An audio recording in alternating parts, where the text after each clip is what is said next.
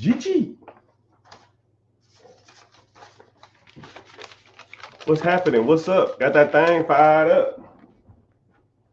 Hope all is well. Welcome in, welcome in, welcome in. I was live on social media, on another social media platform. And yeah, we got to talking. And I said, you know what? I need to be live because sometimes you'll be talking and it just triggers certain things. And I like to, might as well get a good YouTube session in or a good recording in because you never know when you have a good discussion. But welcome in everybody. I'm streaming live on 2 Facebook accounts, YouTube, Twitch, Twitter, 2 Instagram accounts, and the TikTok. But I generally only have like 1 account per channel. So if you're gonna get a DM for something, first of all, I'm never gonna DM you and ask you to send me money. That doesn't even make any sense. But if you do want to get a hold of me, you do want to talk to me, I do host a free webinar. Click the link in the bio, join the webinar, and then you can converse and talk to me as a live person there. People will come into the webinar and be like, is this, what's this? Are you there? And I'm like, yeah, it's me. And I'll read your name off, right? It's there. So just letting people know that. But anyways, subject of the day, I guess the subject of the minute or the hour, however you want to talk about it, is an individual stated that he or they wanted to build their credit and to buy an absentee business. So yeah, pretty self-explanatory, pretty straightforward. So I'll kind of break that down as a statement, and then we'll just go into detail about how an individual can or can't do that. So, welcome in, everybody. My name is Richard. I always talk about money, finances. I feel like I'm the best financial literacy guy on these apps. I keep it real. I've been doing this shit for years. I give a lot of game away for free, but if you want some detailed coaching and or mentorship or and that stuff, I do have more detailed stuff, but I do like to give a lot of this stuff away for free. But let's go ahead and talk about it. So an individual wants to build their credit and they want to buy absentee business. So let's break that down. So build your credit. So your credit is going to break up with 2 things, right? Credit profile, your credit score, your FICO score, or whatever you want to call it, right? Your credit score is good, but your credit profile is better. So you need to build that up to get access to whatever. And a lot of people look at credit like, man, I want to go out here and get the highest credit score possible. That's the dumbest shit ever. It's almost like saying, how much money you want in your account? Trillions, billions, millions of dollars. Like that, it's a weird way of looking at it. That's like someone saying, yo, man, I'm gonna go for a jog. How far are you gonna run? I'm running forever. I'm sprinting forever. Like what? I'm gonna go for a drive. You want to go ride? Okay, cool. Where you driving to? Don't know. How far are you going? Don't know. How fast you going? Don't know. When you gonna be back? Don't know. You see how dumb that sounds? You can't just go try to do something and not have a destination. Credit, money, finances, all of it. You need a destination. So, for example, whenever they talk about credit, you need to shoot for a certain credit score, right? I'll meet people that'll say, "Oh man, you talk about credit all the time. You have a credit repair company. You own a funding business, but you don't even your credit ain't even perfect." And I said, "Well, what's perfect?"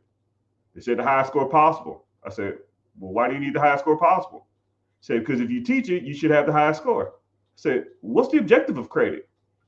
The objective of credit is to use it to get to leverage debt to get ahead in life or to make a purchase. That's the whole purpose. Now, if I told you that the majority of, I'll give you 99% of all credit inquiries or things you wanted to purchase using credit is over a credit score of 700. Why the fuck do I need an 850? Why do I need an 875? If 99% of everything I want to get is 700, what's my goal? 700. If I want to buy an apartment complex, commercial property is a 620. Why the hell I need an 850? It's overkill. I get over 700 and I'm in coast mode. Now I'm in maintenance mode. Now I got to maintain my credit score. That's your goal, right? You want to buy your first house using an FHA? That's a 580. A lot of people say, man, I'm gonna try to get my score as high as possible so I can buy a house. No, you goober. Get that shit over 600, you can buy your first house. Now your goal is not even as high, and it's more realistic. It is more achievable, foreseeable, and attainable. And now you have a goal. The average house down payment on the FHA is 3.5% down. Let's make it 4% just to make it easy. 4% of average home price is $400,000. So where you at? 16 grand, 15 grand? Now you got to go. Could you save up $15,000 in 2 years? Probably. Between side hustling, tax returns,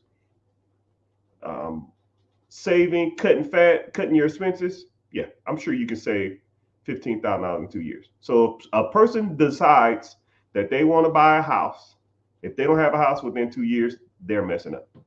Okay?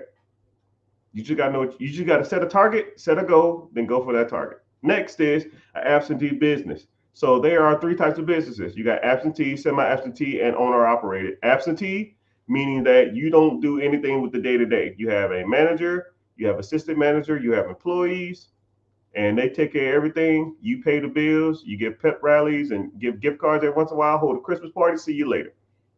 Then you have what's called semi-absentee. Semi-absentee means you go in for whatever amount of time you go into. You're probably not doing any of the work, but you are physically there. You might go in and do inventory. You might go in and walk around the facilities.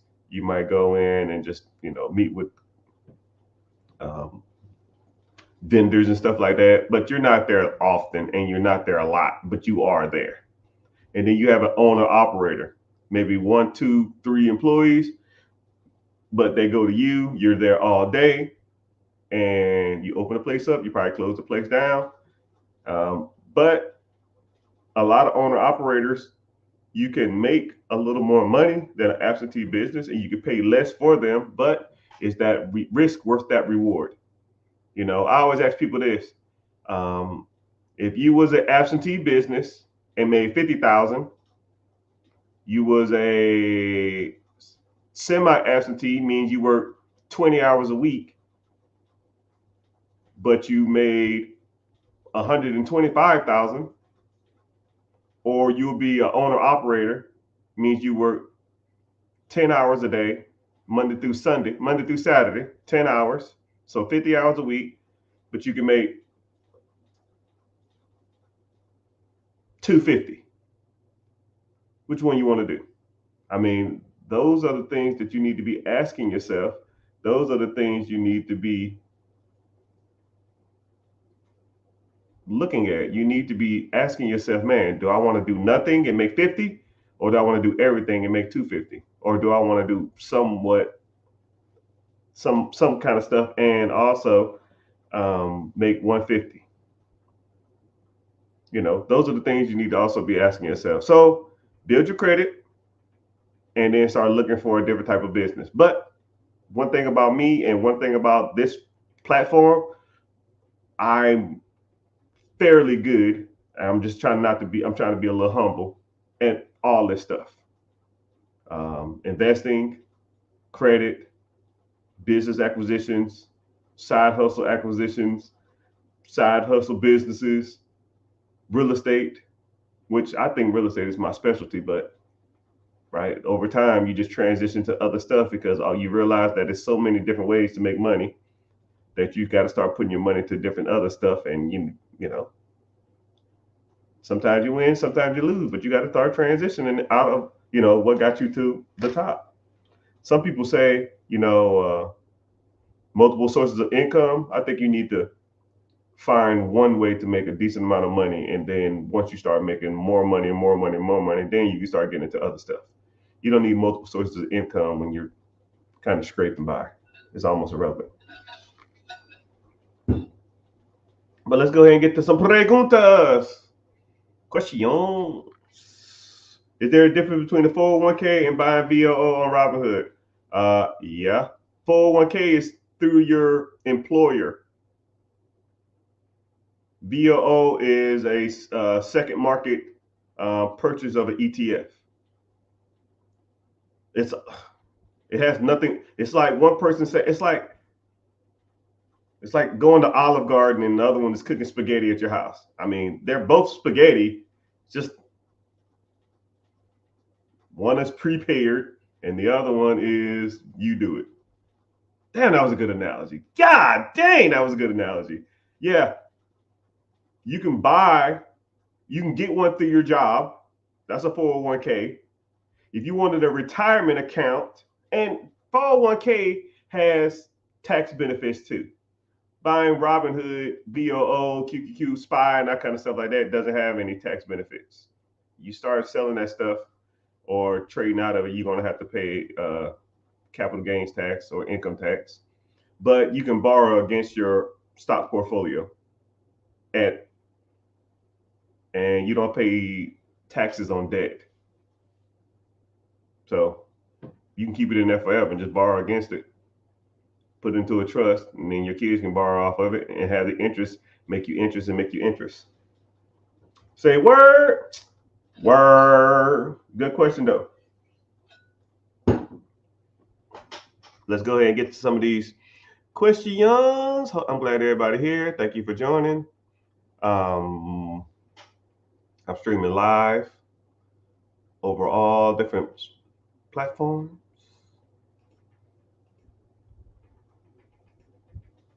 Welcome in, welcome in. Damn, I didn't start my live on another platform. It's all good. We here though. YouTube, welcome. Facebook. Wow, Facebook is in here? Facebook never gives me any love. 2 Facebooks? Wow. I must be popular. Welcome in, everybody.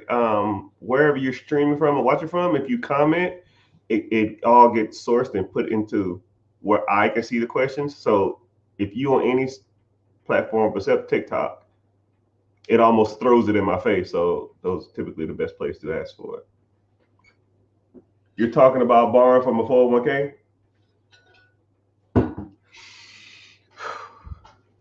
Okay, 401k, if your employer has a method that they can borrow against, generally you can.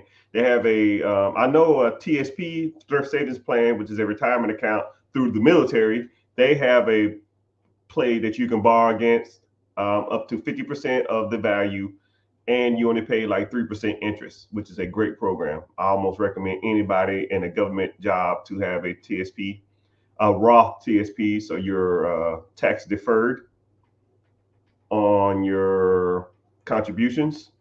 And then also you can borrow against it through the company. But if you go to any, more likely most institutions and even my lending company, you can come to me and say, yo, man, I got 100K in my 401k. I want to take a loan out against it.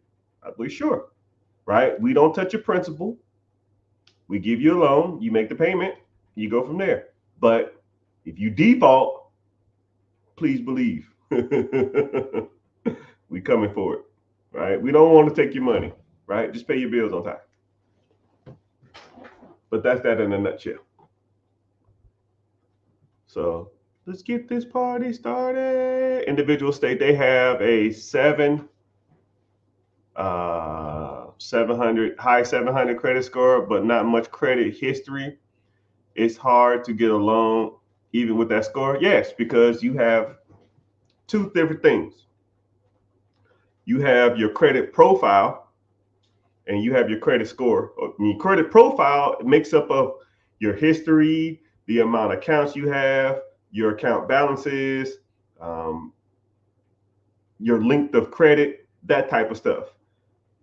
If you have a high credit score but a weak credit profile, the credit generally is not that good. It's not a strong credit profile. You might have a good credit score and you might go out and try to go get credit, and they're going to give you like pennies on the dollar. So, and then you'll also have people with weak ass credit scores, but a strong credit profile. I had a client. She had one of the strongest credit profiles I've ever seen. She had like 5 businesses, and she was using her personal credit as her business credit, which is a horrible idea. But she had pretty much like $110,000 worth of personal credit cards, which is super strong. If you have 3 different Chase accounts, 3 different Wells Fargo accounts, 3 different Bank of America accounts, a Navy Federal account, PNG, PenFed, all these different banks with $10,000, $5,000, $4,000, $8,000, $12,000 worth of damn personal credit. Your credit profile is strong as hell. But she had to use that just to maintain her business, so her credit score was low, and she had a couple late payments and stuff, so her credit score was low. So what my objective was, let's get rid of some of these late payments. Let's get our debt to income ratio. Sorry, not debt to income ratio. That's for houses. Your credit utilization down. Once you got that credit utilization down, then we've got our debt to income ratio down. Then our objective was to get the up. Then we got our credit profile stronger. Her credit score went up. Now we can go transition over to business credit, and now her business will be spotless. Her credit be spotless. I mean, real quick, man, I'm trying to figure out something. If you are on Instagram, what I have like 2 profiles going. What profile do you see? What is the follower account?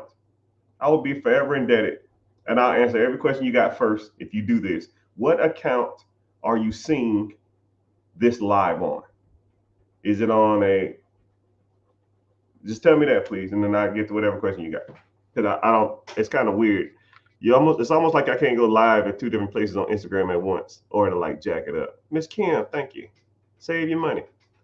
I don't need the gifts. They're appreciated, but I don't need them. What's happening, Gusto? Oh, good businesses for sale in North Carolina. There's good businesses for sale everywhere. So it's almost irrelevant. There's businesses for sale everywhere. There's homes for sale everywhere. Now, there are, when it talks about real estate and homes and stuff like that, you can buy them in California. It's just a little harder. It's just more expensive. Like, I don't know why anybody want to do business there. Business wise, you can conduct business out there, but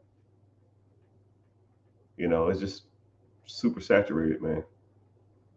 That's why I always tell people to try to look. You don't necessarily have to try to invest where you are, right? And even if you're in North Carolina, like this individual asked, you can almost be.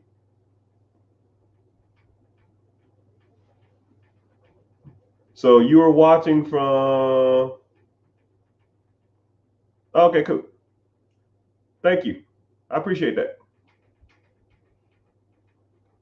Someone asked about a life insurance policy. Oh man, y'all gonna get me started. Y'all gonna get me started today. What do I think about IULs? Trash. They are overpriced trash. You can invest your money yourself instead of investing into a life insurance policy that pays you. That you paying into a life. You're paying. Okay, let's take away the insurance word. Okay, take away the IUL. Take away all of that. All I'm going to say is we'll say a policy. Okay, there's a policy or a program that you pay into every month, and once that program reaches a certain amount or a certain amount of time, then you can borrow against it while keeping the initial amount in there. Okay? Okay. Let's say you started a 401k, Roth or traditional. Let's say you started a TSP, Roth or traditional. Let's say you started a IRA, Roth or traditional. Let's say you started ETF. Let's say you started a mutual fund. Let's say you started a index fund. and you put money into it, and after a certain amount of time, when it was worth so much, you went to the bank and you borrowed against set accounts. What's the difference? There is no difference. It's the freaking same thing. Only difference is when you put money into those 8 accounts that I just named, you will get access to 100% of your money. The policy, the insurance one, you don't get access to all your money. And let's just say you put $1,000 a month into that account. You won't get $1,000 worth of access, but you put $1,000 into any of those 8 accounts, you'll get $1,000 worth of access. So why the hell am I paying for an insurance policy to take a loan out against it when I can just put it into any account, majority of any account? You can go buy straight stocks out of Apple. Get on some medium platform, buy $1,000 worth of stock, which is of Apple, $1,000, which is $12,000 a year. Every year for the next 5 years, that's at least $60,000. You can go to the bank and borrow $45,000, $50,000 against them stocks. What's the difference? There is no difference. The only difference is it has a insurance policy that pays out if you die. Okay, if I pass away, my family can have my $60,000 worth of stocks I got. And then I can just go get a term life insurance policy for pennies on the dollar. Why am I paying $1,000 for insurance when I could pay $50 for term life insurance? It'll give me $250,000 for 10 years. Now I can take the rest of that money, the $950, put it into a stock.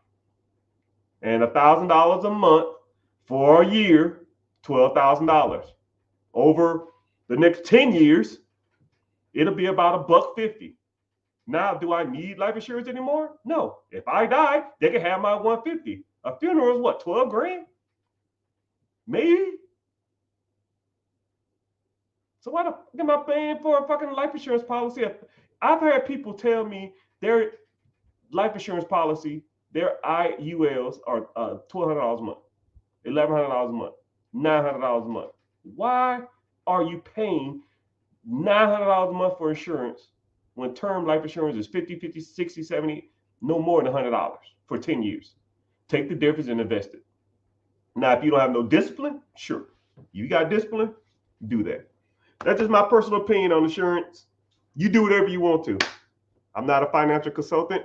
I'm just a guy who's been dealing with money for years, and some shit just don't make sense to me.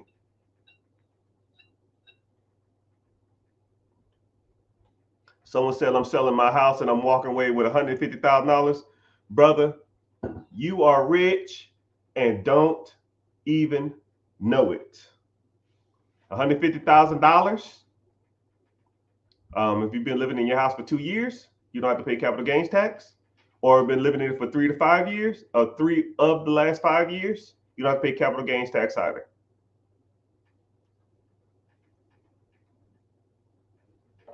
So $150,000 tax-free, I would look into buying a business that exists or buy more real estate. You can buy a business, 10% down, $100,000. That'll be $1 million business. You put 10% down, $100,000. That's $900,000. And to go into the SBA, on the SBA 7A loan, at 10% interest, you're gonna finance pretty much $1 million. $1 million payments over 10 years. The average business loan would be about $100,000. If you can find a business that's bringing in $350,000 to $400,000 a year of SDE 400 minus your 100,000 payment back to the government, you'll be making $300,000 a year, which breaks down to about $27,000 a month. Do you want to make $27,000 a month off a $100,000 house you sold? Okay, cool. Let's get started. That's what we do. Right? I keep the math simple, people. I mean, you can fact check me if you want to, but I was gifted at math. I was diagnosed with being gifted at math. I got asked to join Mensa too, but I didn't want to pay the annual fee. I'm too cheap. This is not a game. Harvard Business, Louisiana, master's degree, LSU, St. Leo University, Community College of the Air Force. I got like 9 degrees in accounting, business, management, all of that shit. Don't give a damn about it. Sometimes you just got to tell people you ain't out here playing around. What do you need for SBA with 10% down? You need a credit score of 680. And if your credit's not 680, reach out to me. We'll get your credit profile stronger and we'll work on your credit score. And I'm going to tell you everything you need to do to get your credit as strong as possible. Sometimes I can do it 1 month, 2 months. Sometimes it takes 6 months. Sometimes it takes a year. Sometimes it takes a year and a half. I don't know you. I don't know your spending habits. I don't know your credit profile. But my objective is to get you the highest score as possible to get you whatever goal you want to get. Because a lot of people, they just need direction and need guidance. And there's a lot of people out here blowing smoke up people's butt, and I'm not out here to play around. I do not have time. Someone said I'm watching from the rich. Yeah, okay. When you go to the profile pic, what account is it? Is it the one? Does it have 100 some thousand, or does it have like 8,000, or does it have like 400 or something? I don't know. Just let me know.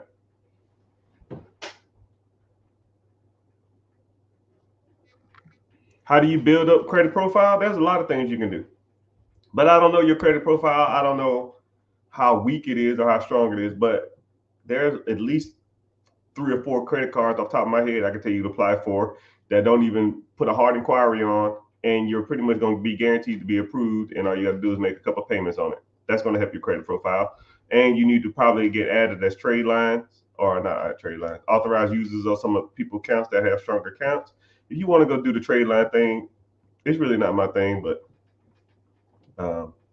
yeah, you just got to make your credit stronger, right? You got to start paying your creditors on time.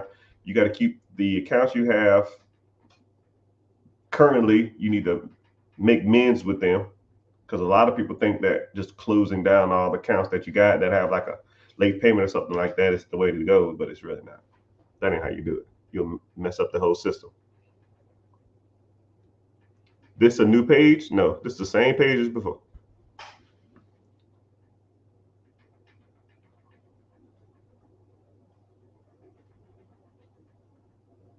Does it charge by each bank? I don't know what that means. But welcome in, everybody. Welcome in. Welcome in. We kind of just get started. I'm not going to stay here too much longer. I got a long day tomorrow. I made my list of things I need to do.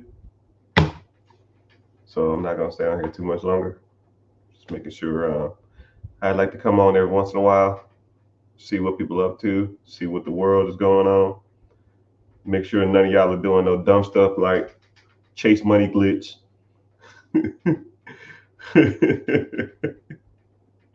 Oh man, people are so dumb. People going out here, putting themselves in debt, thinking that's the way to get ahead. And then this is what's stupid about it.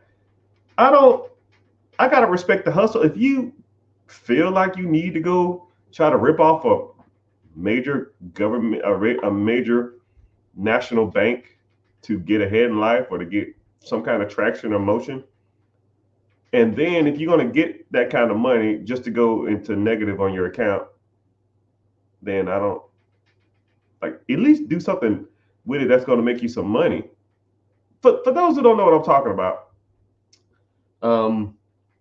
you can go on Twitter, you go on TikTok, Facebook, Instagram, type in Chase Money glitch. So what people are doing is, if you write a check to yourself, or you write a check, deposit a check into your account with a significant amount of money on it, what they'll do is they'll temporarily give you some access to some of that cash. So say if you wrote a check to yourself, or like you said, you had a buddy who had a check and you wrote a check to yourself, let's say it was $30,000 or something.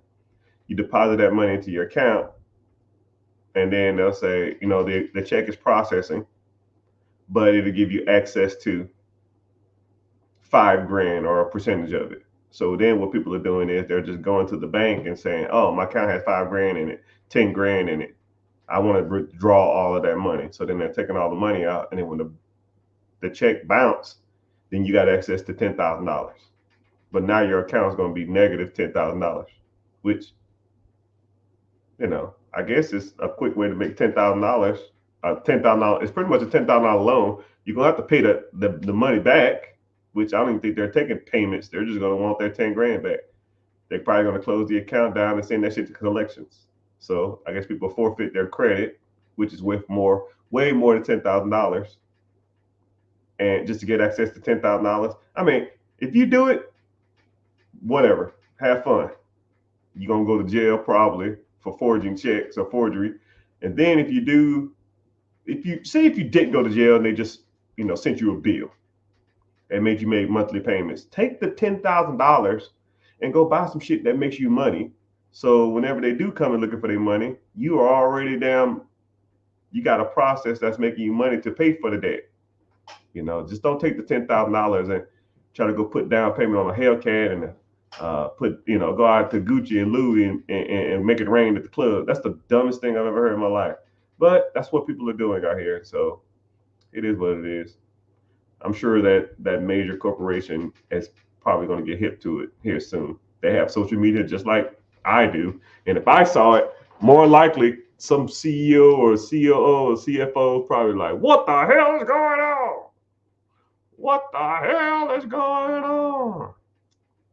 Someone said, do I have any student advice guidance? Yeah.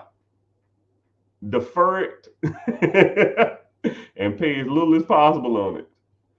Student loans is one of those things that are always damn near always be there, but it doesn't factor onto any major decision that you need to do as long as you address the issue.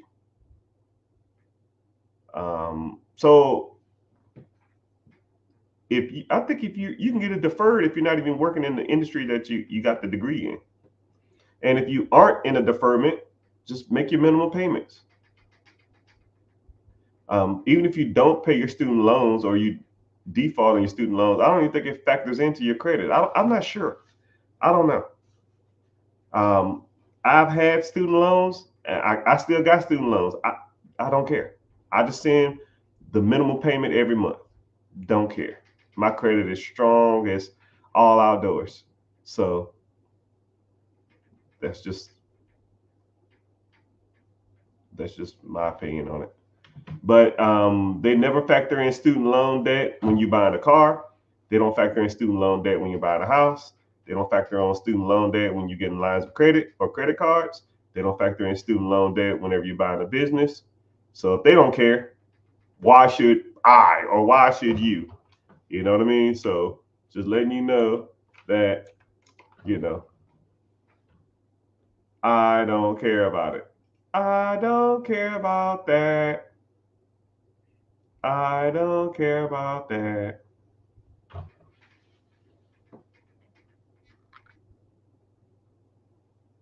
Someone said, do I sleep? Money don't sleep. Actually, I've been sleeping a lot lately. I really don't want to, but my body is like, it's wore out. Like I'll stay up like 24 hours straight and I'll sleep like 12 hours. It's kind of weird. I know that's super bad for you, but it is what it is. What's the best way to make money online? Tons of ways. Just depends. Depends on what you want to do. You can do SaaS. You can do digital marketing. You can sell digital products. You can do TikTok Shop. You can do social media manager. You can do content manager. You can do website designs. I mean, it's countless ways to make money. Just depends on what you're good at and what you want to do. Countless ways.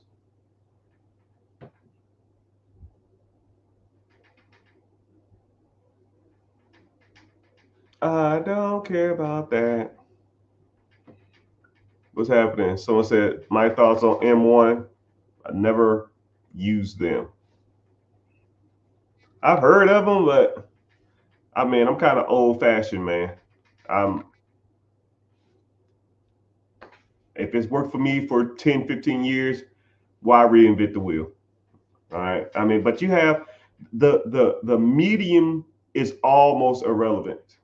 Like why the way you do something is not as important as doing something.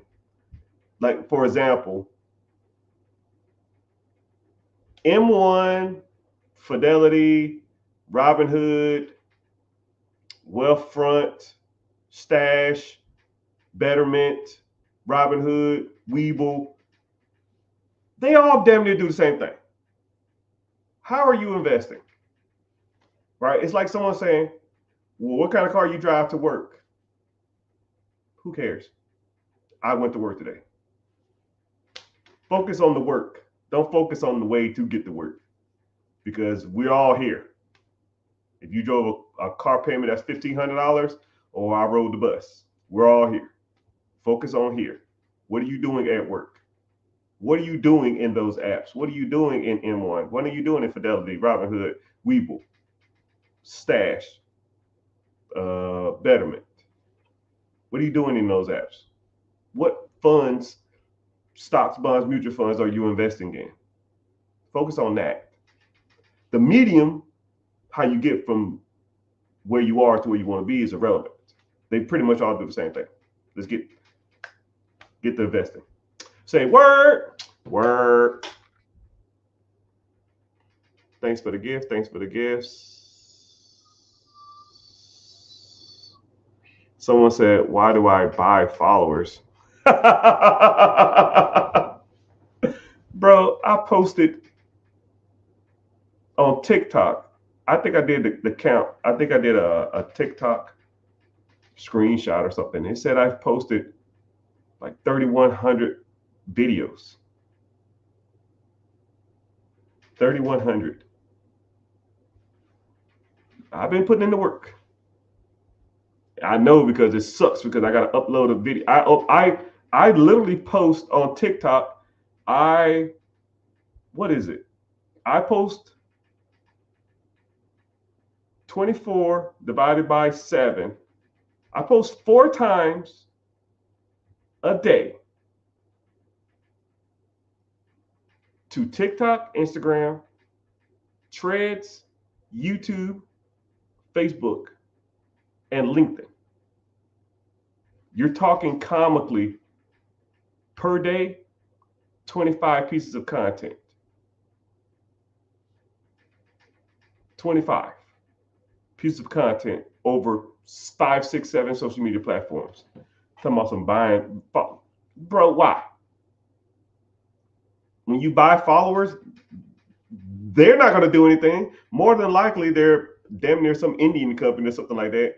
An Indian fake bot company is not going to sit here and comment random questions. It's not going to happen. They don't sit here and watch my stuff for hours on end.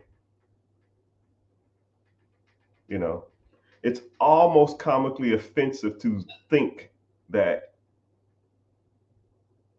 I buy followers. Comically, because I put in the work.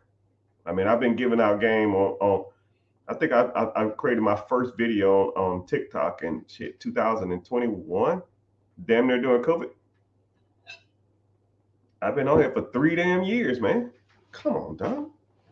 3 damn years. I remember I had 1,000 followers, and I went live, and it was 2 people in my live, and I said, "Yo, man, just stay in here and talk to me, because I don't want to feel like I'm talking to myself." And he said, "Cool." And then 3 minutes later, he left. You ever talk and you look up at your live count and it says 0, and you just still rant? You start talking to yourself. mean, that's a rough place to be in. Only person that believes in you is yourself, but you just persevere. You say to yourself, there's a light at the end of this tunnel. And then now, as I'm streaming now, there's 50, 65, almost 80 people in here now. And I think to myself, there's some people I go in their lives and there's 1,000 people. I appreciate everybody for being here, but there's always work to be doing. I can always be better. I can always have more. I can always do one more live. I can always talk 10 more minutes. Maybe the next person is going to come in and change the trajectory of whatever direction I want to go to. A lot of people don't understand what it takes to be successful. A lot of people think you just buy your way up, and it doesn't work like that. You're not going to buy your credit up. You're not going to chase money, glitch your way to riches. You're not going to damn throw $1,000 in the account and in 2 years have $1 million worth of passive income annually. It doesn't work like that. It doesn't come that quick. You got to put in the work. And I do this shit all the time. I don't give a damn if I'm talking to nobody. I don't give a damn if it's 1,000 people in here. Don't care. I'm gonna sit on here an hour and a half to 2 hours whenever social media tell me to talk. And I don't care if you're in here or not, because my objective is to reach as many people as possible. Not fake people, real people. My message is to get as many people on these platforms as possible to see a better future for the minority community, the female community, the Hispanic community, hell, white people too. I don't even care. I don't want to be the greatest Black content creator when it comes to finances. I don't want to be the greatest male content creator. I want to be the greatest. And a lot of people don't understand that. A lot of people think you take shortcuts in this shit. There's no shortcuts to the top. I think people just don't understand when I say that I'm just talking shit just to talk shit. I, Mr. Richard, want to be the #1 financial guru in the world. And if I got to get on here and talk for 2 hours, I don't give a shit if it's to nobody. I'll do that. And I did that. Now I get a little traction and you talking about buying some, get out of here, man. Don't got time for that shit. But it'd be cool. You see me on CNBC, CBS, NBC, giving my perspective on why 2 presidents from now has a economic downturn and what he can do to turn it around. You can say, oh, wow, I guess you bought your way onto that too, huh? I guess when I was sleeping in my car, I bought my way up to this house, right? I guess when I was in the military getting shot at and getting blowed up, I guess I bought my way into that too. When all my friends was going out drinking and eating out every damn day, and I was sitting at home eating Pop-Tarts, I guess I hustled that too, huh? I guess I faked that too. People don't get it, man. People don't understand true sacrifice. I'm on a rant. I apologize. But sometimes you gotta set people straight. You gotta let people know you ain't out here fucking around. This shit is not a game. I ain't got a lot about none of this stuff. I'm caked up. I'm pretty good with money. And I'm out here trying to help y'all. Why the hell do I need to buy some viewers for that? They're not gonna do anything with it. That doesn't even make any sense if you think about it. Doesn't make any sense if you think about it. What age did I start investing? Good question.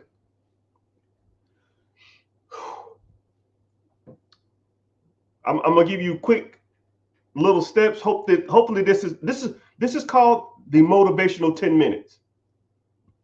Because this next 10-minute section, whatever I'm going to say in the next 10 minutes, it will help you understand the perspective of nothing.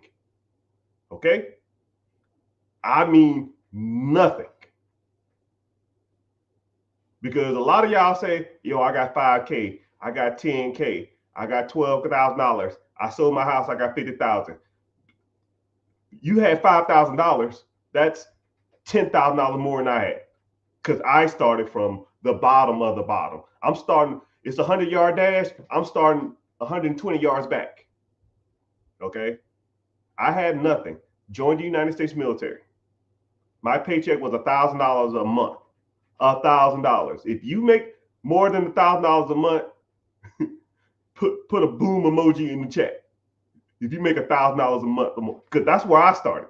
Because I like to show people that I didn't have nothing.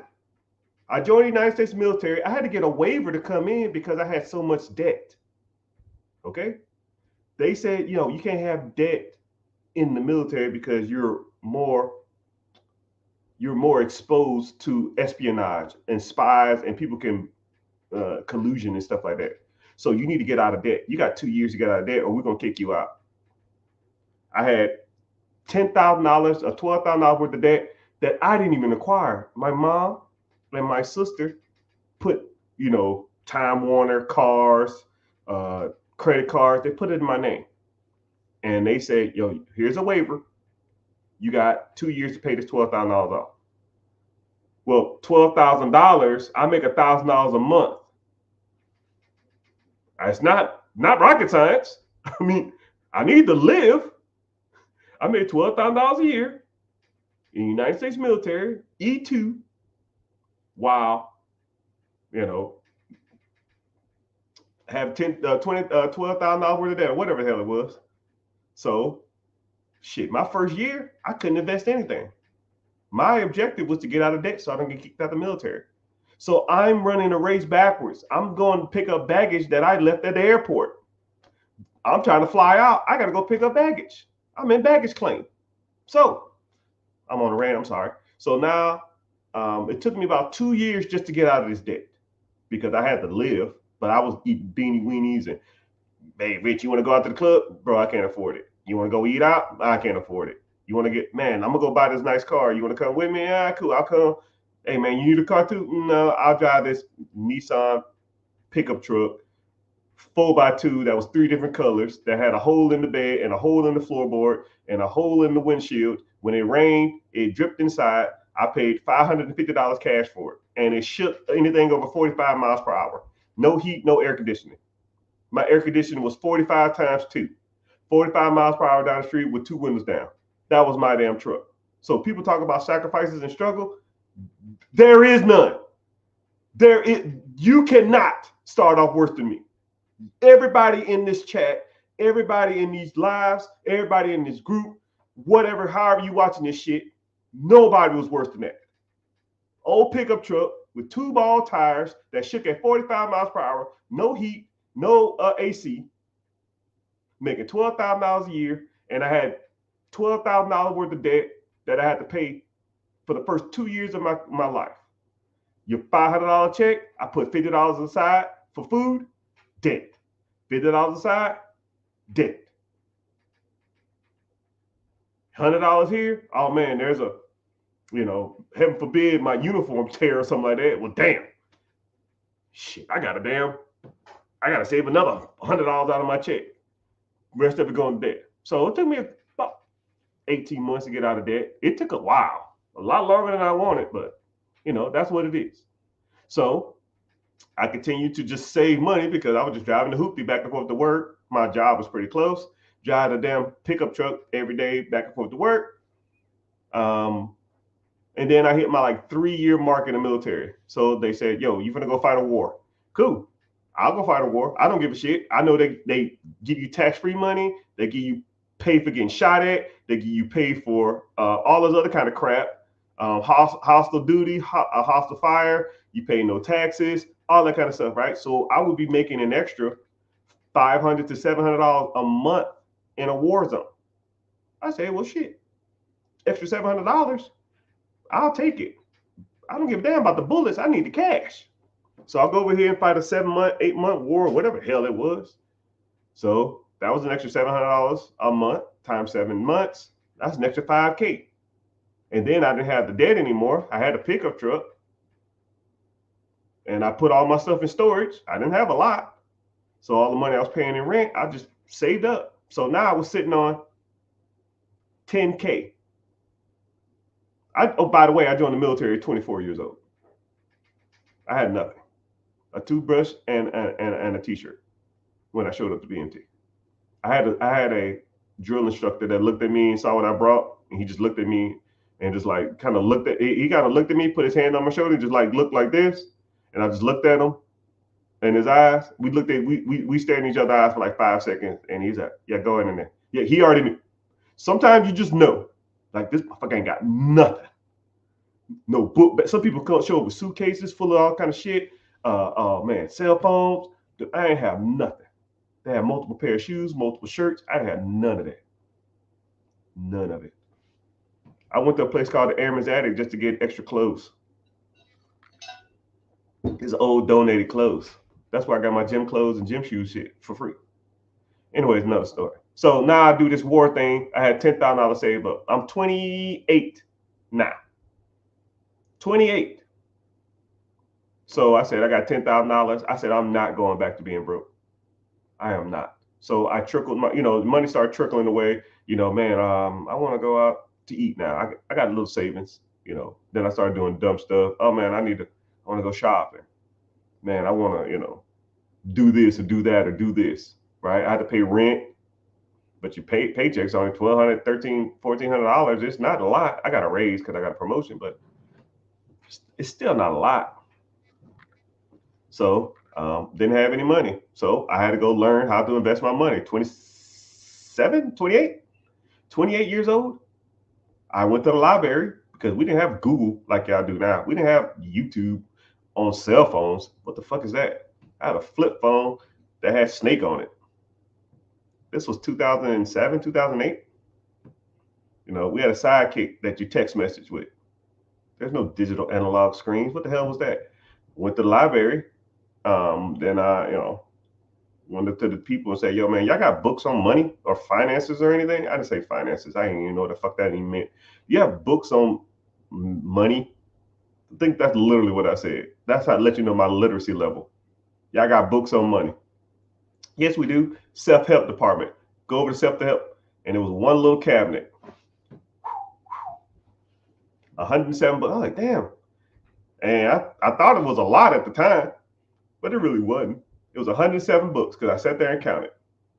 Well, I kind of guessed, okay, cool. 25, 25, 25, 4 rows, 7 at the bottom. Cool. I said, how many can I get? So you can get 10 books at a time. Cool. Started getting 10 books. I read, if you want to consider it reading, I skimmed, because in the military, you got a lot of downtime. So a lot of times I was sitting in the truck or sitting on the flight line or sitting on the runway waiting for aircraft to take off or taxi or waiting for aircraft to land, or while I was refilling up military equipment. Sometimes filling up a piece of equipment could take 30 minutes. So you just put the gas thing in there, click, click, and you're just sitting there waiting. And I just read, right? Sometimes I'll read the, one thing in the military though, the way we're taught to read fast is to read the first line of a paragraph and then skim the paragraph and see if there's anything else that's just not fluff. A lot of times when you read, especially information like that, they'll say like, investing in an index fund is one of the fastest ways to get wealth. And then they'll give you like fluff, right? The rest of you don't need the fluff. You got to get the idea. Okay, cool, index fund. Next paragraph, right? And I would try to read comically a book a day. And I sat there every day. Some books was better than others. And I just read because I didn't want to lose my $10,000. And all the books that I got, they all said the same thing for the most part. It was 4 major rules. Invest in real estate, invest in the stock market, own a process that paid you while you were asleep, and invest in a process or a business or something that paid you while you were sleeping, and having good credit will make things in life cheaper, and you can leverage credit to buy assets. Those are pretty much the gist out of all those books that I read over that 3-month period, or 4-month period, whatever it was. But majority of all the books talked about the stock market. So At 28, when did I start investing? Answer to your question. At 28 years old, I said I need to start investing. And investing back in the day, y'all motherfuckers got it good. Y'all have it great. 2007, 2008, rough. Because you know what you had to do? You had to call the brokerages and you had to set up a brokerage account over the phone. And you had to wire transfer over the phone through wiring instructions from your checking account. So, for example, if you wanted to look up your checking account and your wiring instructions or your routing number, what would you do? You just go online on your cell phone and find your bank. Or you can just hit wiring instructions, send money from Zelle, and ship it over to whoever you want to do it. That shit wasn't a thing then. I had to physically call the brokers and say, yo, man, I want to invest in these funds. And then a lot of times will say, oh, you need a minimum requirement of this. I remember calling Charles Schwab, and they was like, yo, man, you need $25,000 to open up any account we have. And only reason I even knew the number to Charles Schwab, there was a book. I think it was a Susie Orman book, which I don't even believe in Susie Orman stuff. Some of the stuff is good, some of it's whack. But in the back of a Susie Orman book, they had 15 different brokerage accounts. Fidelity, Charles Schwab, Merrill Lynch, Lehman Brothers, Vanguard, whatever, all of them. And I literally called every single one and watched these ass clowns laugh in my face. They laughed in my face. How much you got? $8,000. Sir, you need at least $10,000 to invest with us. You need at least, Charles Schwab was the worst, biggest asshole company ever. To this day, I still get notifications in the mail from Charles Schwab or emails, and I say, fuck off, submit. Oh, I see you are part of the $1 Million Club with Chase. We have a fun, fuck you, click. Back then, you didn't want me. Now I'm hot, and you can kiss my ass. Charles Schwab, piss off. Anyways, one company out of all 15 of them books, about all 15 of those companies, was only one company that took me on. T. Rowe Price. They had a program what's called an AUU or AAU, waivable investment brokerage account. Meaning, if you contribute $250 a month to the account, the down payment will be waived. And you can deposit whatever you want. I said, cool. I got like $9,000 or something like that. I'll put $5,000 into this account and I'll deposit $250 a month. They said, cool. Thanks. 2008, when I started. $5,000, $250,000. 2008. T. Rowe Price. That account has millions in it now. And what's crazy about it is my nickname for my account was something like inappropriate because I was kind of a kid. And to this day, every time I log into that account or I call them to ask them something, they laugh every time I give my username because it's just super inappropriate. It's pretty much, I can't say it. I'm not going to say it. But it's just a funny story. So the answer to your question is I started investing at $5,000 was my first initial investment at 28 years old. I'm mid-40s now. That account is almost 18 years old. Right? You can do the math on it. $250, $5,000 down payment, $250 a month. Never turned it off. Sometimes I even contribute more. Sometimes if I get a lump sum of money, here's another 10. Here's another 5,000. Here's another $300. Right? But I have other accounts too. But that was like my very first account. And then I started, and then I just started saving up more money. And then I had enough money to buy my first house. That brokerage account was about 27, about 3 years in, 27 and a half, 28, I bought my first piece of real estate.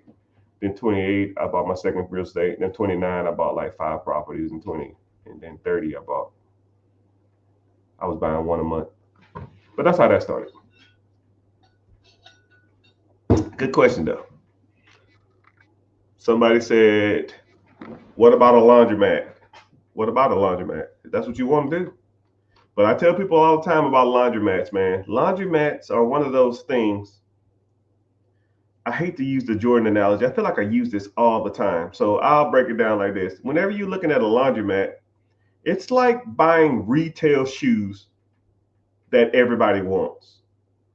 They're overpriced and they're overhyped. You know, if Nike makes a pair of shoes for 40, they make a pair of shoes for $5. They send it to America, charge, Foot Locker $50, and then Foot Locker has them for sale for $119. Some reseller clown goes in there and buys them all up, and then now they have them on eBay or in their retail store or their resale store for $300, $299 or something like that. And I was like, yo, bro, these shoes are 119 damn bucks. Why the hell are you charging $300 for it? Because people will pay $300 for it. It's the same thing with laundromats. People that sell their laundromat think they're worth more than what they're worth. And then people buy laundromats because people want to buy laundromats. So people overpay and don't know how to value laundromats, but they're so in love with laundromats, just like people love Michael Jordan, just like people love Scat Packs and people love Hellcats, that they will overpay for that shit just to get into it. Oh man, I want a Hellcat, I want a Challenger, I want a Scat Pack, and then that car should be selling for $30,000. You pay $40,000. The average interest rate on a car nowadays is 6% or some shit. You paying 15%. Your car payment is $1,500 a month, but you got a Scat Pack. You got a Hellcat. You cool as hell. No, you look like an idiot paying $1,500 for a car that you should have paid $10,000 less and or got a better interest rate for. The average car payment should be like $700. You're paying $1,400, $1,500 just because you press the engine and it goes ying ying. Get the out of here, man. Get out of here. That's my thought on laundromats. You can overpay for that shit you want to, but if you really truly understood how to evaluate a business, I'll show you how to break down the numbers when acquiring any business in the world. And then I'll show you the laundromat numbers. You say, who the fuck wants to buy this? And I say, yeah, exactly. A lot of the people that I deal with when it comes to acquiring a business, as soon as they say laundromat, I say, okay, cool, sit down. I'm gonna learn you something. You good with math? Cool. 1 + 1 is 2, right? Cool. 2 + 2 is 4. Okay. Look at this laundromat. What does that say? What? Yeah. Well, why would someone pay for this? I don't know. Man, maybe it's just this one. Cool. Pick a state. Nebraska. Cool. Laundromat, Nebraska. Damn, this is the same thing. Cool. Pick another state. Pennsylvania. Here's the laundromat in Pennsylvania. Damn, these are overpriced. Yes, they're overpriced. Why would people pay for this shit? Because everybody wants a stupid ass laundromat. I mean, I don't know who keeps selling people on fucking laundromats, man, but it ain't that. Someone said, how old are you when you got your first property? Yeah, so I was 28 years old when I bought my first property. 0 down, $128,000. My payment was $9.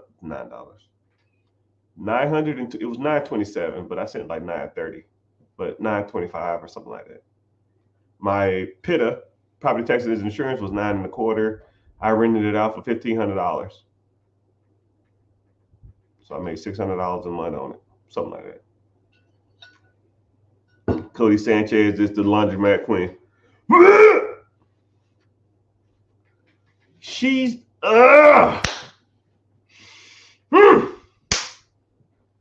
I'm gonna leave it alone. She's no queen of mine. Mid at best. 1 through 10, 5.5. She's not that good. If me and her sat on the stage, you wouldn't even be a fan. If me and her sat and talked about just finances, money, credit, business acquisitions, dispositions, multipliers, freaking debt leveraging, debt servicing, all of it. She's not that guy. She's not it. Not even close. Right? But you know, she has the platform and she has the spotlight. But please believe, Mr. Rich is coming. And I'm cutting all the red tape from all that bullshit. All these people y'all idolize or all these people y'all think are good at money aren't. I know people who go through her program and I'll talk to them for like 10 minutes. It's like, yo, bro, she don't really know that much. She's really not that good. And I say, yeah, I know she's not that good. Why do people keep listening to her? Because she has the platform. She has the social media following. She has the audience. She has the look. You know, a young 29, 30-year-old white lady, long, nice hair, fair skin, nice makeup, well-spoken.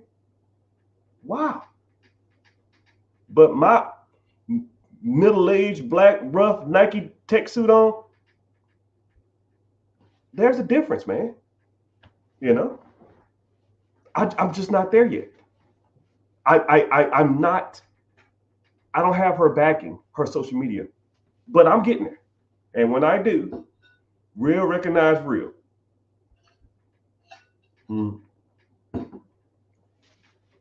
It's almost like a mainstream artist and then like an underground artist, right? Like it's like Drake and Kendrick Lamar, right? Drake is really popular, but Kendrick Lamar is a way better rapper. It's like that. Now, I'm not going to take anything away from Drake. Drake can sell out every arena in the world. But let's be real. We know who the better rapper is. You know, we know who the better rapper is. Same thing, right? But it's another story. I don't hate, but she's not that good. Just my opinion, though. What the hell do I know?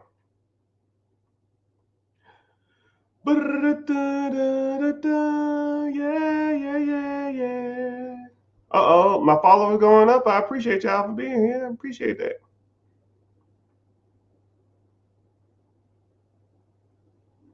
What are the best side hustles currently? Great question. A side hustle that I will swear up and down to the day I die is free cycling. Free cycling, couch flipping. And free cycling and couch flipping is almost neck and neck. Free cycling is when you go out and you find stuff that's free or pennies on the dollar. You can hit up garage sales. The best way to do a free cycle is to go to a garage sale and look for stuff that is extremely undervalued. You will be surprised what you can find if you know what you're looking for. Things like Carhartt, any Carhartt clothing, you can sell on social eBay for $50. Anything with team logos on, you can sell it for $40, $50. Any vintage video games, you can sell them for.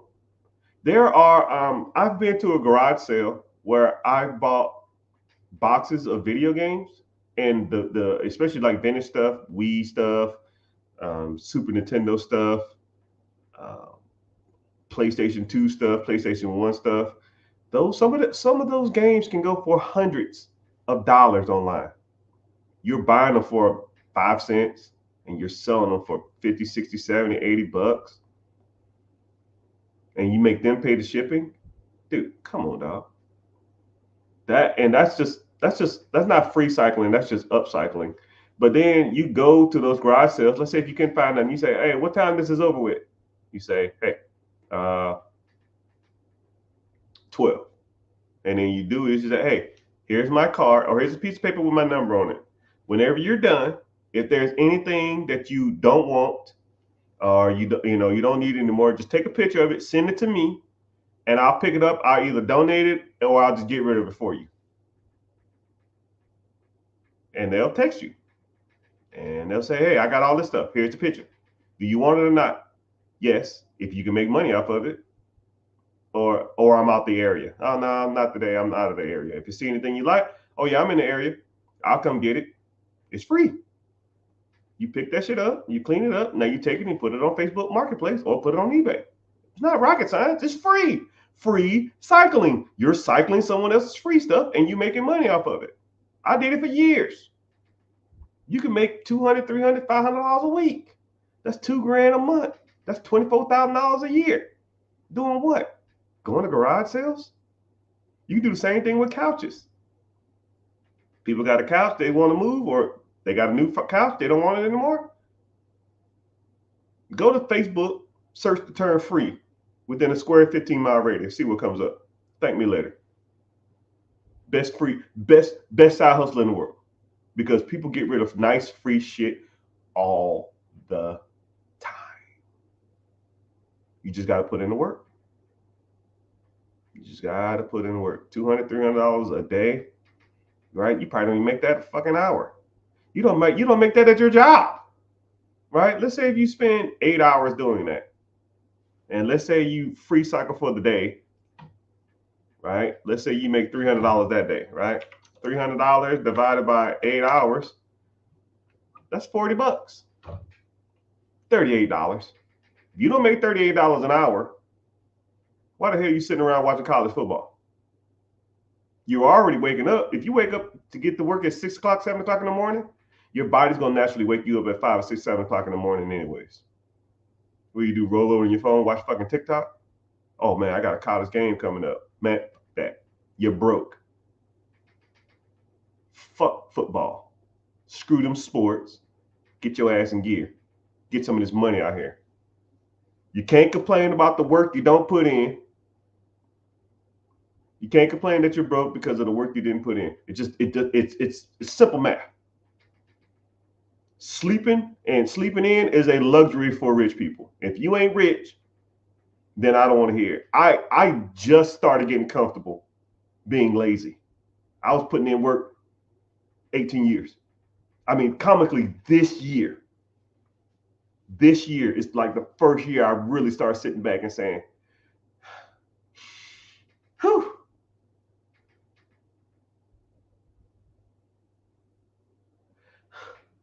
I made 6 figures last month. And I just started doing, let me watch a game. I didn't watch football for years. I didn't watch sports. I don't have time. Where y'all get all this time from? Oh man, let me go to the movies. Okay, movies?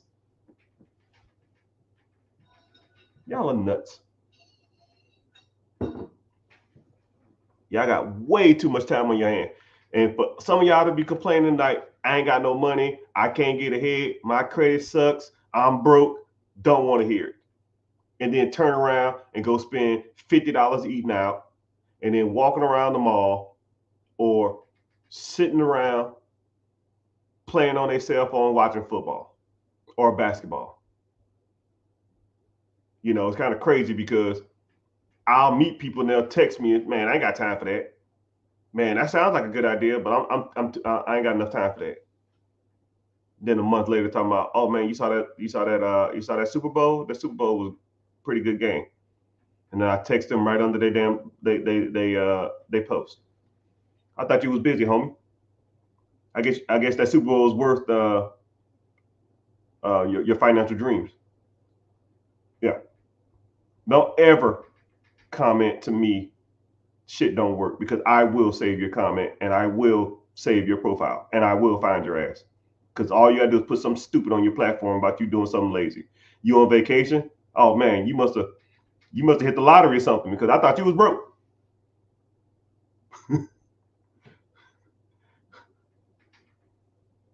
Ain't no one got time for that. No one ain't got time to free cycle. And then you show a picture of you talking about, and there's some Twitter thread. Man, groceries is expensive as hell. You know, if you'd have free cycled some stuff last weekend, you'd have made $300. The groceries would have been for free. But I guess you ain't got time for that either. I'm that guy. I am that guy. Don't talk shit about the work you didn't put in and then complain that you're broke. Why is everything so expensive? Because you didn't put in the work to make more money. And I'll put that under the comments. I am not playing around, people. I am not playing around, people. Yeah. What's your favorite type of business to buy? The one that makes money. It's kind of a rhetorical question, right? I'll even say let's use laundromats, because the same individual was talking about laundromats earlier. There's two laundromats. I wouldn't even say two laundromats. I'll say, what's the most beautiful, awesome business? And I'll say you own a high-end jewelry store and a clothing boutique. Okay? Let's say everybody in the world knows your commercials. You have a jingle. You on TV. You on the radio. And let's say that business is cost $500,000. But that business makes to your pocket, after everybody's paid, $100,000. Now, there's a pig farm for sale, and you sell pig shit to fertilizer companies. That business is for sale for $500,000. But that business makes $450,000 to you, the owner. Now, what's my favorite type of business to buy? Which one do you want to buy? You want to buy that high-end boutique? The high-end jewelry store with the cool-ass jingle? All your friends and family can brag about it? Everybody know who you are in the neighborhood? You make $100,000 a month? $100,000 a year? Or you want to own a pig farm that sells shit that makes $450,000? I'll wait. I will wait. Actually, I won't wait, because I know the fucking answer. I'm selling shit. That's the one I want to buy. I'm buying the one that makes the money. What's the business, your best business? The one that makes the money. Don't overthink it. There's nothing to think about. What business makes money? Focus on those. And if it don't make enough money to pay off the debt, pay back my down payment, and to pay me a salary, don't care. Hello, is it me you're looking for? I see you. What's happening? Let's see who we got in the house. YouTube is thick, always. Facebook is hanging through. I still see you. Twitch coming through. Wow, Twitch, I see you. Instagram, wow. I posted that one video. I posted a video on Instagram about some clown trying to buy a scat pack or a Hellcat or something. And that shit blew up, man. Now I get a lot of people from Instagram. I'm glad y'all here. I just was talking trash about some clown spending $700, $800 a month on a damn car payment instead of spending this money on a down payment on the car. He could have just invested that money. And then people in the comments, man, you're going to be dead by the time you get your investment. Idiots. Idiots. Idiots. Dumb, dumb, dumb, dumb, dumb, dumb, dumb. And then the bad part about it is, let's say if you did invest over the next 30 years. Let's say if you're 15 years in. I said if you took the money for the scat pack, didn't buy the scat pack, put it into a retirement account, waited 30 years, you'll have $6 million. Well, you're going to be dead. You won't be able to enjoy your money. No. At about 10 years, 15 years, instead of the whole $6 million, you'll have about $1 million in that account. You can borrow against $1 million fucking dollars, clowns. Take the fucking $1 million, which is debt. You don't pay taxes on debt. Let that money accrue. Put that investment account into a trust. And then whenever you do die, your kids can take over the trust and they can be beneficiaries of the trust, which pays them a dividend every year for the rest of their life. Now you made your kids trust fund babies. And then you took out a loan against your $1 million at 10 years, 15 years. You don't have to pay capital gains tax. Now you buy something that pays you money every month for the rest of your life. Come on. Where's this stuff's easy, people? Oh man, you gotta shut your ass up. The fuck you talking about? You sound stupid. And I hate to call people dumb and I hate to call people stupid, but come on, man. Come on. Man, you won't be able to enjoy your money. Sit your ass up. You telling me you got $500,000, $600,000, $1 million in an account? You can't take a loan against that? Every bank in America a loan against that at 90%. You got $1 million, they'll give you a loan for $900,000. Then you go buy the damn Hellcat. Or then, you know what? Screw that. Take the $900,000, buy an apartment complex. Your passive income every year be $100,000. Then you go buy the damn Scat Pack. And then whenever that's paid off, you're still getting $100,000 plus the $1 million you got accruing in this account for the next 30 years. That's how you do it. That's how the rich get richer. Man, you're going to get shit. Man, people get on my nerves sometimes, man. But stay broke forever. I don't care.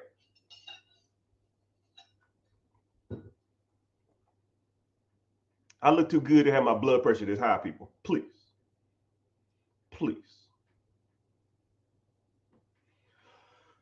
Thoughts on riding the S&P 500 when you have millions in there? Yeah.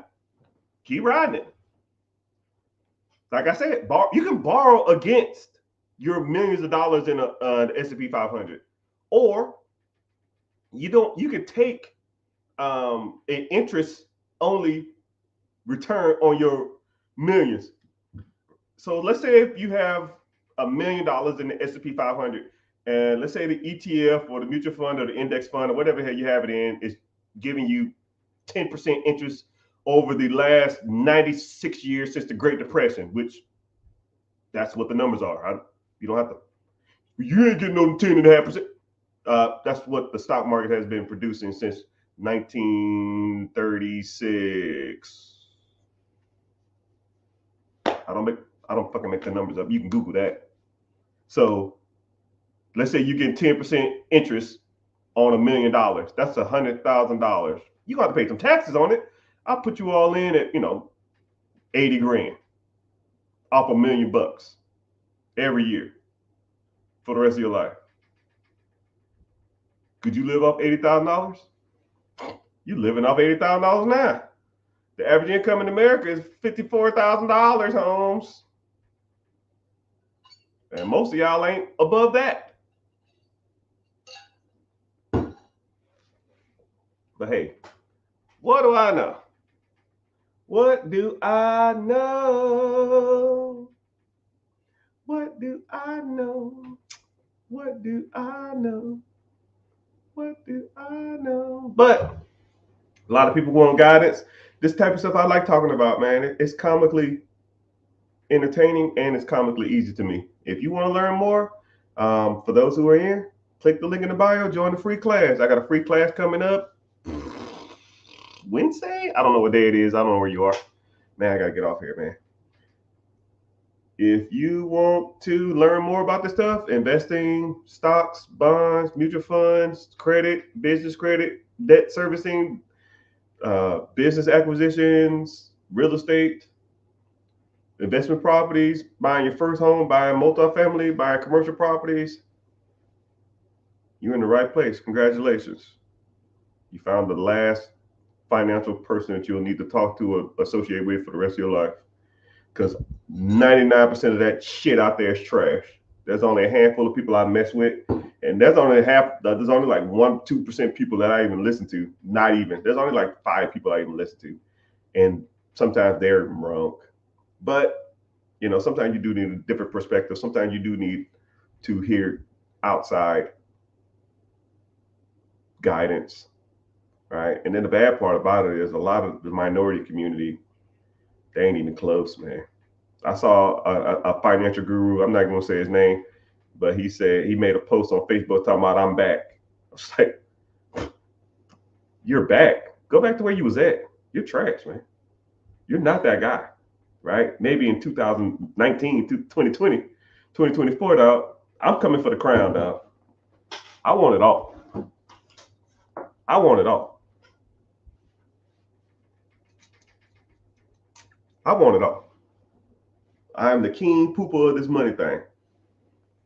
I am not out here playing around. I'm not going to tell you nothing that you can't do. I don't sell false dreams. None of this shit is scammers shit. None of this stuff is pipe dreams. It's all just numbers and statistics. It ain't going to happen overnight. It ain't going to happen in a week. There's no get rich quick. There ain't no hustle. It's just straight up, you got to put in the work. And I'll get you to the promised land. You just got to do the work. And you can't be afraid to do it. You cannot be afraid. I meet people all the time. I honestly, when I meet people, I figure if we talk for like an hour, 45 minutes of my time is convince you not to be scared. 45 minutes of my damn hour with you is going to be convincing you that not to be scared, right? You know what's crazy is when people are afraid, it's because they haven't done the work or the prep. You know, like if you're a boxer and you're scared you're gonna get your ass whooped on your first match, it's because you didn't practice enough. I'll give you my best. I mean, if you are fearful of something, listen to this example, and I promise you, this will kind of ease a lot of your pain. When I wanted to invest in real estate, I had no clue what I was doing. None. So what I did is I started watching HGTV because we didn't have YouTube and that kind of stuff like that. We didn't have none of that stuff. I had HGTV and I had the DIY channel and I had This Old Home, that old ass show with all them old white people on it. And they was talking about home renovations and stuff. I remember I watched this one show on HGTV, Home Garden Channel. And they would talk about, it was this one dude, he looked like Steve Spurrier, I don't know. And he was a South Carolina investor, and he would walk through a property and they would say, hey man, how much does this bathroom cost to remodel? He'll say, this is a smaller bathroom, it's about $5,000. What about this bathroom? This is a bigger bathroom, about $8,000.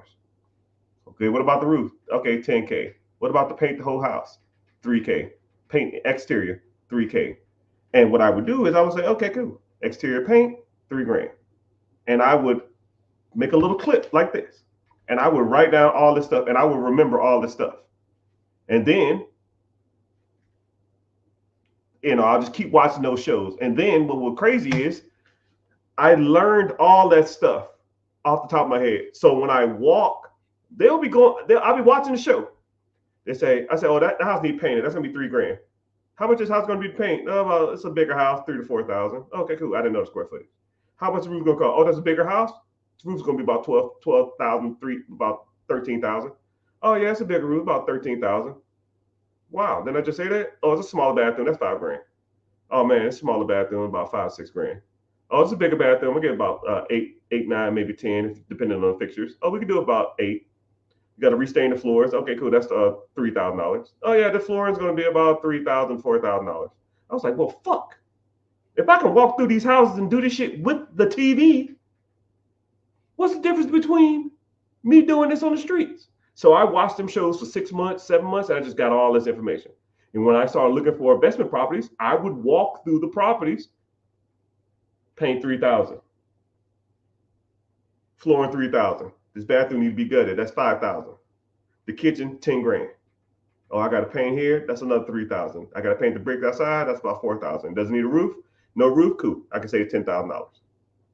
Put the numbers on a piece of paper. Oh, I'm at $15,000. So now, if I get the property for $100,000, I got to put $15,000 into it. How much are the houses selling for in this neighborhood? $160,000. Cool. $160,000 minus $115,000, $45,000. Third grade math, people. This is third grade math. I'll give about fifth grade math. Fifth grade math. Okay? Fifth grade math. Once you understand what was happening, then it just started making sense. I was prepared. And then I said, when I walked through it, and I said, what the houses in the neighborhood selling for? $160,000. How much they want for this? $99,000. I think I'll take this.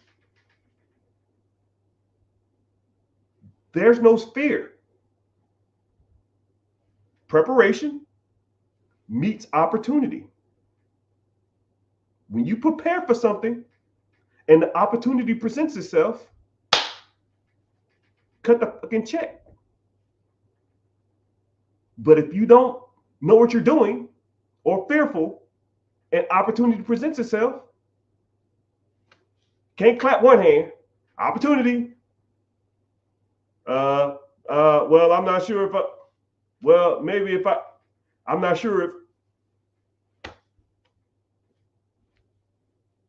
you'll never pull the trigger. All right.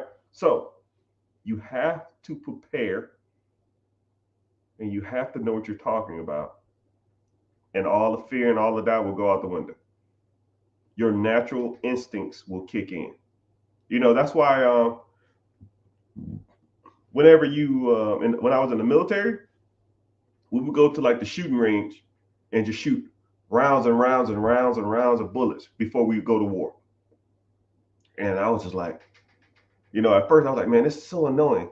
But when the crap hits the fan and you don't have that muscle memory and you got to load and unload and that type of stuff, or you're just like not in that mode, when you're not prepared and the opportunity presents itself for somebody, it's either you or them, your preparation and your practice will naturally kick in.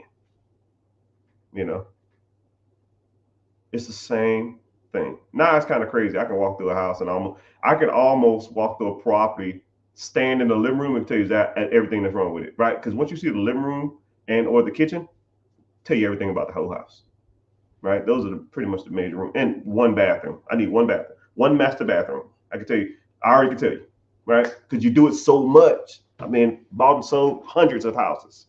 Once you do it a few times, it kind of gets downhill. But you got to learn how to do that stuff. Preparation meets opportunity. My guys, thank y'all for being here, though. I appreciate you. I appreciate you. I appreciate you. Someone said they're in a mentorship. Yeah, you gotta send me a DM. I don't have a Facebook group.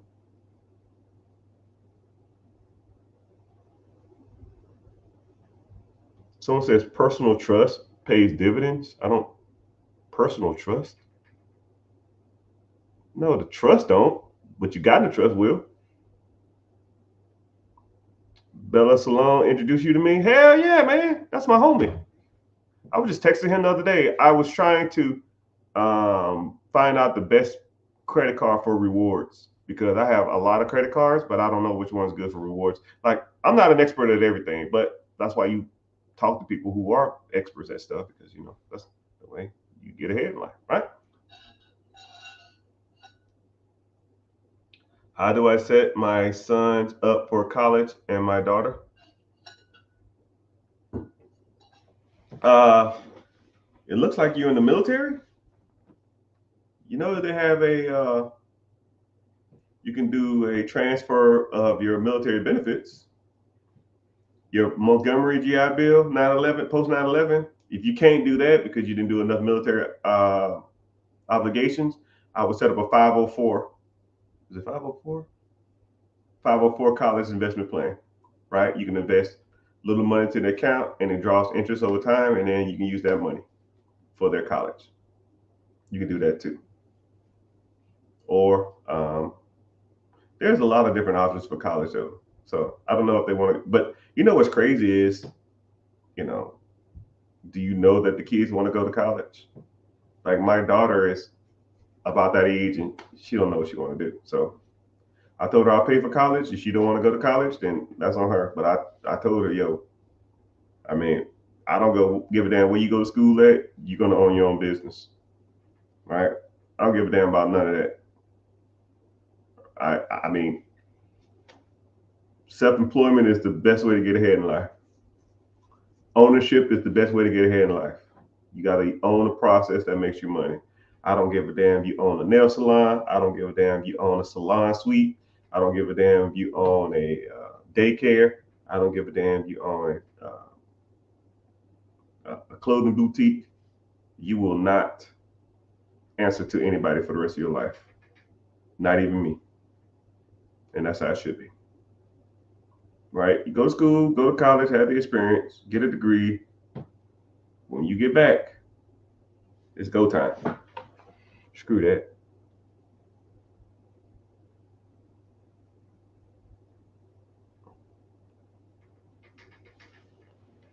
How much did I spend on renovating? How much did I spend where? Here? Wherever. I don't know what that means. And my first property, how much? Chase? Fulfilling? I don't know what that means. How much did I spend on my first property? I don't know. I did it slowly but surely. I remember I had like $15,000 worth of expenses on my rehab on my very first property. I factored it at 15. No, I factored it at about a little over 16,000. But I was so scared to lose my money on my first deal. I did all the work myself. And I only spent like $7,000. I remodeled the kitchen too. I was not playing around. I probably spent like I spent a little more than that. I probably spent about 9, 10. I had it like 15. I probably spent like, but I did all the work myself. I remodeled the kitchen. I got some cheap kitchen cabinets. I put a solid surface in there. I got it super cheap. It didn't have a lot of countertop space. It was hardwood floors under the matted carpet. The house was built in 1955. It didn't have lead. It didn't have asbestos. It had, I think it had asbestos tile. It didn't have knob and tube between the outlets. I didn't change the box. Oh, I did change the box. I did that myself, man. I was scared as hell. I don't know if you ever had to rewire a damn electrical box, bro. But I was scared as hell. I thought I was gonna die. I just had someone sit out there with me the whole time and be like, yo, man, just sit out here and talk. Because if I get shot, kick the hell out of me. But yeah, I probably spent $10,000 out of the $16,000 budget just to save money. I did it myself. And I learned a lot. And there was no YouTube. I literally was at the Home Depot or the Lowe's and it's like, yo, man, I'm putting down tile. I don't have no clue how to do this. Oh, yeah, you need this, you need this, you need this, you need this. Okay, cool. How do I do that? Okay, cool. Thanks. I'll do that. Come right back. Do this, do this, do this, do this, do this. I'm like, oh, okay, cool. What about this? I didn't have a tile cutter. I was taking the whole backsplash to the tile cutting center. And they're like, yeah, I'm supposed to charge you 10 cents for every one of these I cut. I said, yeah, I don't give a damn. I ain't renting no tile saw. And then I just take them and walk straight out. Oh man, I'm sorry, Luz. That's a whole nother story. Anyways. Someone said I do 101s. Yes, I do 101s. Sometimes, it's kind of weird. Whenever I do 101s, I always initially hate doing them. But I'm in them for 5 minutes and then I'm like, okay, cool, I like this. Like, I don't mind it. Like, it's almost like, man, I got to start running. And then you get to running and you're like, oh man, this ain't bad. It's like that. Or like when you start working out, you're like, man, I really don't want to work out today. And like 3 minutes into your workout, you're like, okay, this ain't bad. But yeah, I don't mind doing one-on-ones. But if you're interested in a one-on-one, click the link in the bio, join the free class, and then I'll break down everything that I have to offer. If you want just some credit repair, you want to get funding, you want to grow an existing business, you want to buy a business, you want to start a business, you want to get to real estate, different strokes for different folks. Now the world don't move to the beat of just one drum. What might be right for you may not be right for some. A man is born. Someone said Trump or Kamala.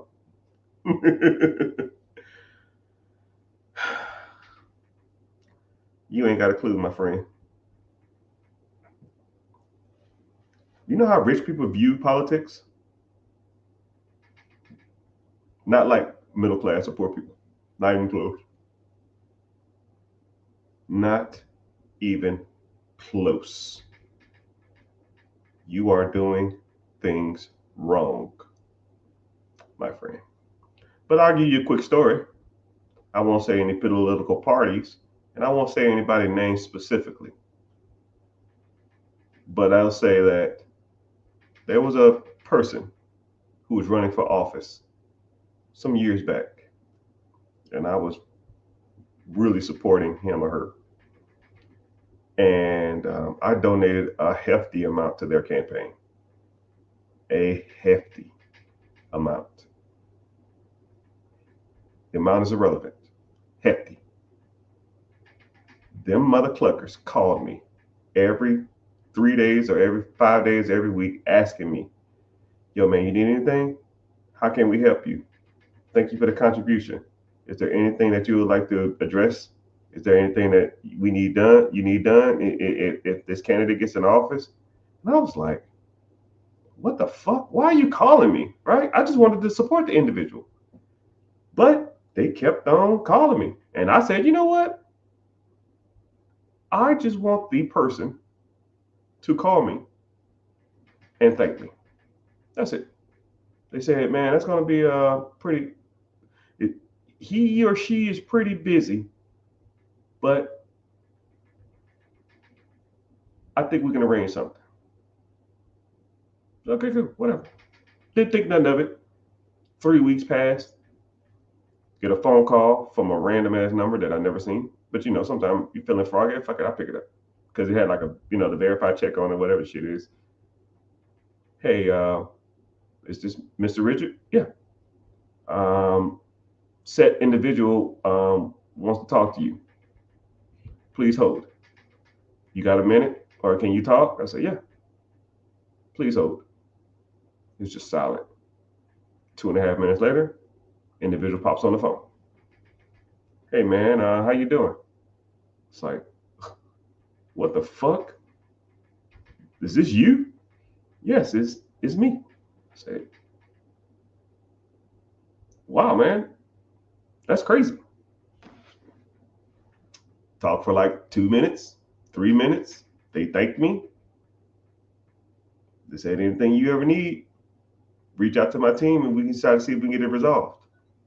And then I said, after I got the phone, I said to myself, if I contribute that much,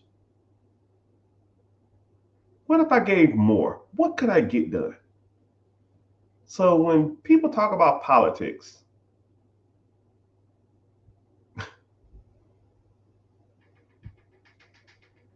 y'all have no clue. You think that your little vote or your little post is getting traction? No, dog. You can literally buy that shit. You can literally buy that person's attention. You can have a whole page devoted to whoever you wanted to. But I'm telling you, man, they don't give a shit about that. You give some money up to their campaign. I mean, real money. Them motherfuckers will call your ass and you can talk about whatever policy you want, right? You believe in abortion, you don't believe in abortion, you believe in the Roe versus Wade, whatever. You want that shit to get abolished? Make some fucking real money. Donate that shit. Them motherfuckers be calling your ass every damn week saying, how can they help you? And now if I say, well, shit, I need to get this law passed. Okay, cool. I'll see what I can do. It's crazy, man. It's crazy. That's why I don't even get into politics. After that, I was like, yo, man, fuck this. You can buy all of that shit. If y'all want to guess who y'all think it is, I'm not going to say yay or nay, but I'll, yeah. Somebody said, was it Obama?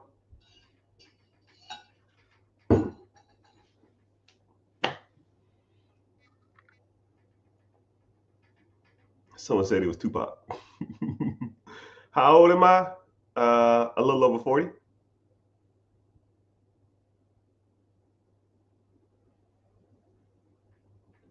Ain't nothing but a gangsta party.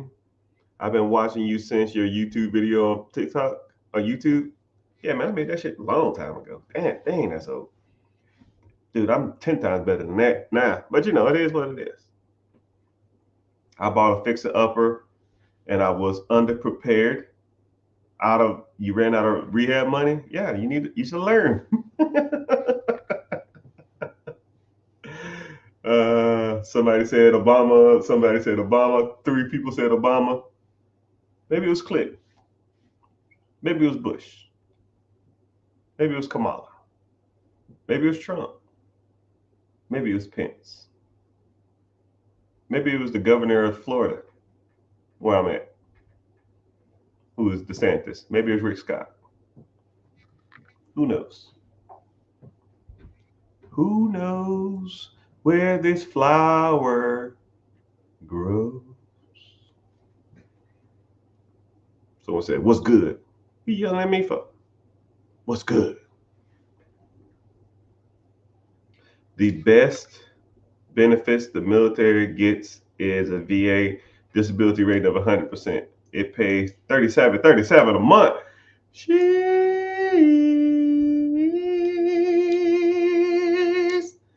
I need to get my disability. I've been out the military almost 6 months now. I ain't even started that process. But it's all good. I'll get it eventually.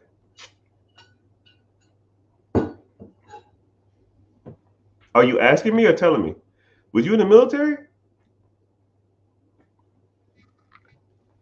You're a Tennessee guy. It was Al Gore. I'm a Texas guy. I was Ross Perot. Yeah. What time is it? I gotta get off here in a sec. But how's y'all day? Where y'all checking in from? Let me get some shout outs, man. I ain't got that much time left. Let me go and tell me where y'all. Let me see where y'all checking in from. I know Tennessee in the house. I grew up in Tennessee. I never really considered Tennessee home though. I stayed there from 8, now about 7 to about 6 to like 14, 15. That's when all that. But yeah, where y'all checking in from? Colorado knows how to party. What part of Colorado? Let me guess. You where them gang members at? Your apartment complex got taken over? What the hell's going on with that too, man? Why don't you see that on mainstream media? Avondale or wherever the hell it is? I know something with an A. I don't know anything about that crap. California knows how to party. Alabama knows how to party. Texas, Loveland. That's a place. You just making stuff up. You can't see that happening in the South. Hell, I would think I couldn't see it happening anywhere in the United States. But, sometimes some of these states, man, they get their own little laws and stuff and they start being weird. I don't know. I don't get it. Phoenix in the house. Phoenix. Great place. Horrible to do real estate. You buy Fort Collins. I know what that is. Where y'all at, man? Where y'all? Check in. Naco. Noco. Knowing you can always count on me. For sure. New York City. Living just enough for the city. What part of New York? What part of New York you from? South Side Bronx. I'm from the Bronx. South Side Bronx. I've only been in New York one time, and I stayed across the street from Times Square. And across the street, it was a building between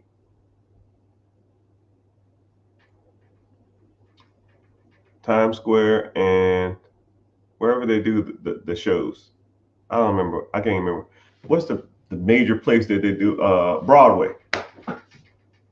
I was between Broadway and Times Square. Right? Did the whole tourist thing. I wasn't as impressed as I thought it was gonna be, but I guess it's cool. It's literally just a lot of buildings. Times Square, Central Park was kind of nice. It wasn't as many people as I thought it was gonna be. I thought it was gonna be just people and people and people and people and people, but it really wasn't. But what was kind of cool is like people didn't like bother you. Even like the homeless people don't even bother you, right? You in like the South or any other state, man, homeless people coming up to you and asking you for money, begging, like they're not there, man. I don't know, and I don't know. It seemed like it was like some streets had a shit ton of traffic, and then sometimes it just was no traffic. It was just like I don't know, it was so weird. I don't know if I could live there, man. It was not for me, but it's all from Queens.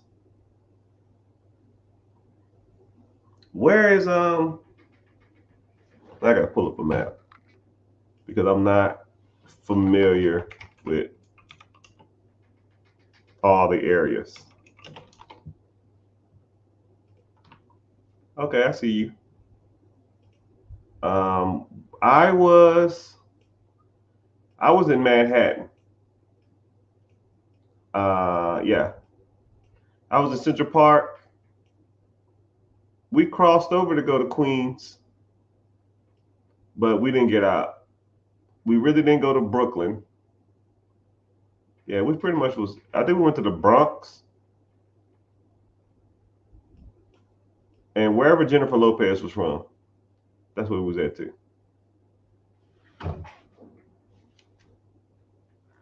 But it's all good.